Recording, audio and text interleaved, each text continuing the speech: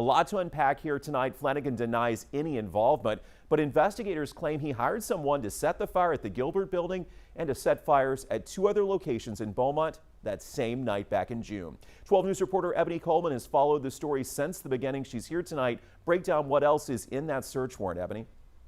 All right, Jordan, there was a 14-page search warrant signed by Jefferson County Judge Raquel West. The Beaumont Fire Department says the document speaks for itself when it comes to Tom Flanagan's possible involvement with the Gilbert Building fire. I've never been surprised about what happens in criminal investigations. A search warrant is painting a larger picture on what happened the night of the Gilbert fire. The document says a man was spotted on video walking near the Gilbert Building after it caught fire. Investigators say that man was a former employee of Flanagan. Beaumont Fire Chief Earl White says every detail is a part of an ongoing investigation. The building didn't have any utilities or anything. It doesn't just have to be one thing during an investigation. An investigation can take several different avenues. The chaos doesn't end there. Investigators allege that Flanagan hired someone to not only burn the Gilbert Building, but 2 other buildings on the same night in order to stretch fire resources. Flanagan took a lie detector test that they say showed signs of deception.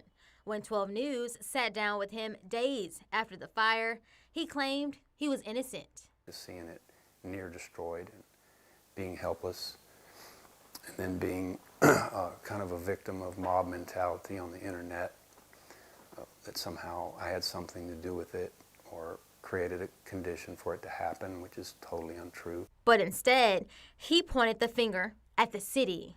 The city won't keep people out of our buildings means that I caused this crime, this horrible tragedy.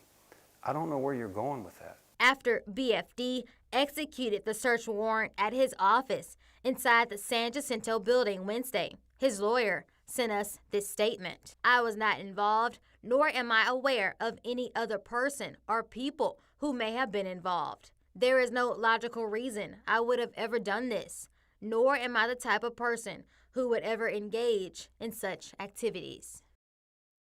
Now, Chief White says the next steps in the investigation is to process all the evidence they collected from Flanagan's office. He also tells me a fire at another one of Flanagan's buildings 2 years ago is also still under investigation. I'm live in studio, Ebony Coleman, 12 News. Thank you, Ebony. As we said, this is a story that 12 News has tracked for the last 4 months. Let's take a look at how we got to this point. On June the 6th, more than 100 firefighters used 2 million gallons of water to fight the fire. More than a week later, on June 15th, the city deemed the Gilbert Building an imminent danger. City council members voted to table a measure on the building's fate for 60 days.